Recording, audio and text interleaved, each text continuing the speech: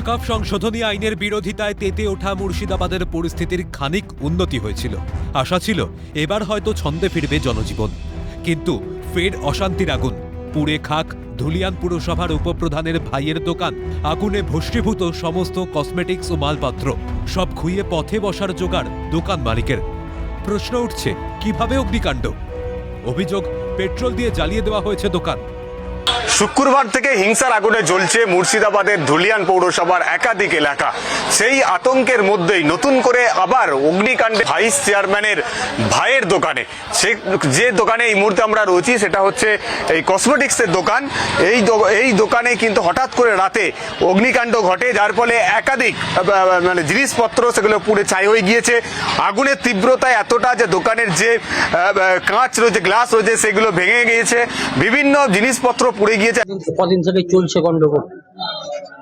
যখন গন্ডগোল চলছে তখন কিছু হয়নি। আজ থেকে বাজার খোলার কথা, আজকে সকালবেলা এই কাজ বলুন, আমার তো কিছু বলার নেই। আর আমি যদি কাউকে না দেখতে পাই, আমি তো কাউকে তো নাম বলতে পারছি না যে কে করেছে। পেট্রোল দিয়ে আগুন লাগিয়েছে। যখন আমরা আসি, এখানকার সাধারণ মানুষ বলছে পেট্রোলের গন্ধ, পেট্রোল দিয়ে আগুন লাগিয়েছে। এইটা শর্ট সার্কিট থেকে তো হয়নি এখনো। এখন শাটার বন্ধ ছিল, এখন কিভাবে আমরা বলবো বলে? শাটার বন্ধ থাকা অবস্থাতেই আগুনটা লেগেছে? শাটার বন্ধ থাকা অবস্থায় আগুন লেগেছে। এটা শর্ট সার্কিট নয়। খালি কেউ কি আগুন লাগিয়ে দিতে পারে? এখন তো জানা নাই, এখন কেউ লাগিয়েছে না কিভাবে হয়েছে ওটা তো আমার জানা নাই। এই যে কদিন ধরে অশান্তি চলছে আপনাদের এই এলাকায়, এটাও কি সেই অশান্তির একটা পার্ট বলে মনে হয়? হতেও পারে। খবর পেয়ে ঘটনাস্থলে গিয়েছিলেন শামশেরগঞ্জের বিধায়ক আমিরুল ইসলাম। কিভাবে ঘটনা ঘটেছে পরিষ্কার নয়, পুলিশ খতিয়ে দেখছে গোটা বিষয়টা বলেও জানান তিনি। এখনো পরিষ্কার নয় আমাদের কাছে কিভাবে আগুন লাগলো। আমরা পুলিশ এসেছিল, আমিও এসেছিলাম ঘটনা শোনার পরে সেখানে সিসিটিভি ফুটেজ কালেকশন করা হয়েছে। যেখানে দোকান সেখানেই সিসিটিভি আছে। যদি কেউ আগুন লাগিয়ে থাকে তাহলে সিসিটিভি ফুটেজে ধরা পড়বে। আমরা পুলিশ প্রশাসনকে বলেছি ওর শাস্তির ব্যবস্থা করতে হবে, প্রকাশ্যভাবে শাস্তির ব্যবস্থা করতে হবে। তবে আগুন রহস্য নিয়ে জঙ্গিপুরের এসপি আনন্দ রায় জানিয়েছেন, নতুন করে কোনো অশান্তির খবর নেই, সমস্তটাই গুজব। 5 নম্বর ওয়ার্ডে একটা দোকানে আগুন ধরা গেছে। আমরা যেটা পেয়েছি it is accidental in nature. ওখানে আমাদের পুলিশ ব্রিগেডও ছিল, কাছাকাছি প্যারামিলিটারি ফোর্স ছিল।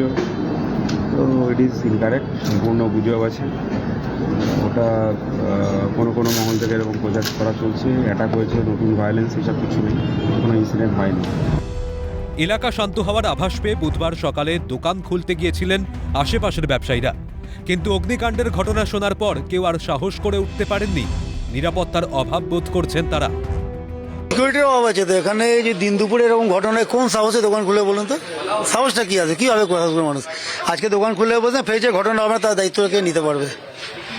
সকাল 5:30-6টায় যদি এই ঘটনা হতে পারে, এত ফোর্স আছে, তার মধ্যে এই ঘটনা হচ্ছে, বা দোকান খুলে আপনি বসলেন, তো সিকিউরিটি কোন জায়গাতে আছে? ফুললি আনসিকিউরিটি আছে, একদম ফুললি আনসিকিউরিটি। কখন কি হবে বলা মুশকিল, যখন তখন যে কোনো ঘটনা হয়ে যাচ্ছে। খোলার কথা ছিল, সবাই চাবি নিয়ে এসছে ব্যাগে, দেখছে এই কাণ্ড। আজকে সম্পূর্ণ ভাইয়া মহল টল সবই ঠিক হয়ে যেত। খোলা তো নেই, এরকম বসছি, আমরা বসে আছি বাড়িতে, এখানে কিনা এই জন্য বসে আছি। খুলে খোলা থাকবে না, খোলা সবাই খুললে আমিও খুলবো। আমি সবাইকে বলছি যে সবাই খুলুক, যাতে মহলটা ঠিক হোক, কিন্তু কেউ খুলতে চায় না।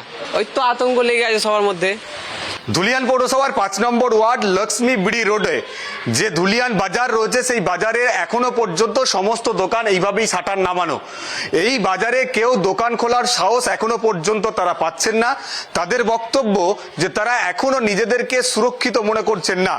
কেন্দ্রীয় বাহিনীর নিরাপত্তা রয়েছে, বিএসএফ জওয়ানের পোস্টিং রয়েছে, পুলিশ বলছে বারবার যে স্বাভাবিক জীবনে ফিরে আসতে, দোকানপাট খুলতে, কিন্তু কোনো অবস্থাতেই তারা সাহস না পাওয়ার কারণেই দোকান তারা খুলছেন না। এখন দোকান খোলার পর যদি আবার কোনো ঘটনা ঘটে, তাহলে তাদের সমস্ত সম্বলটুকুই হারিয়ে যাবে। ক্যামেরায় জনি মণ্ডলের সঙ্গে মফিজুল ইসলাম ও শিবা সরকারের রিপোর্ট, ক্যালকাটা নিউজ।